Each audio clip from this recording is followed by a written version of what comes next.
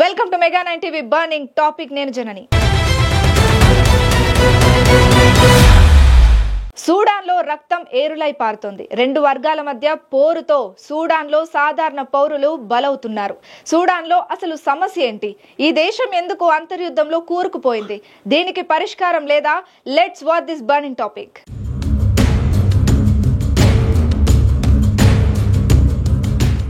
సూడాన్లో 2023 April 15 నుంచి Sudanese armed forces, SAF rapid support forces, RSF మధ్య అంతర్యుద్ధం కొనసాగుతోంది.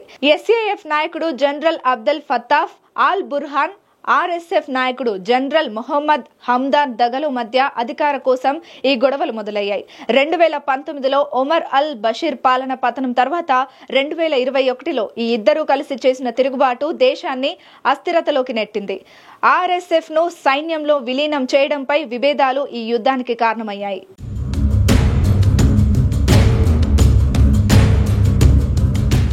RSF బలగాలు దాడులు ఈ మధ్య కాలంలో పెరిగిపోయాయి. దీనికి సామాన్యులు బలవుతున్నారు. RSF బలగాలు సైన్యంతో పాటు పౌరులపైన దాడులు చేస్తున్నాయి. ముఖ్యంగా దార్పూర్లోని మసాలిద్ సంఘంపై జాతి ఆధారిత దాడులు చేశారని ఊచకోత ఆరోపణలు ఉన్నాయి. గత ఏడాది అక్టోబర్లో RSF దాడుల్లో ఒకేసారి 124 మంది చనిపోయారు. తాజాగా RSF డ్రోన్ దాడుల్లో 60 మందికి పైగా మరణించారని సైన్యం పేర్కొంది.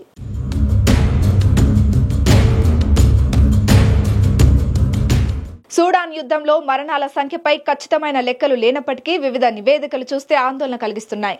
2024 నవంబర్లో London school of hygiene and tropical medicine నివేదిక ప్రకారం ఖార్టూమ్ రాష్ట్రంలోనే 2023 ఏప్రిల్ నుంచి 2024 జూన్ వరకు 61,000 మంది చనిపోయారు. అందులో 26,000 మంది హింస వల్ల మరణించారు.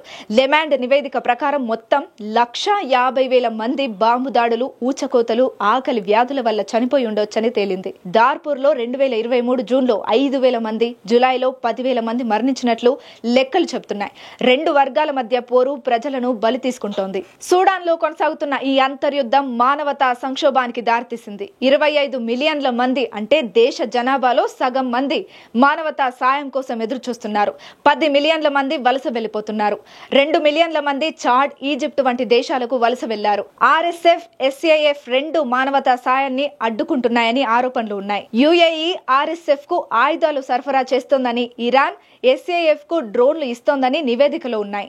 ఈ విదేశీ జోక్యం యుద్ధాన్ని తీవ్రతరం చేస్తోంది. ఈ సంక్షోభం ఎలాంటి పరిణామాలకు దారితీస్తోందో అని ఆందోళన కలుగుతోంది.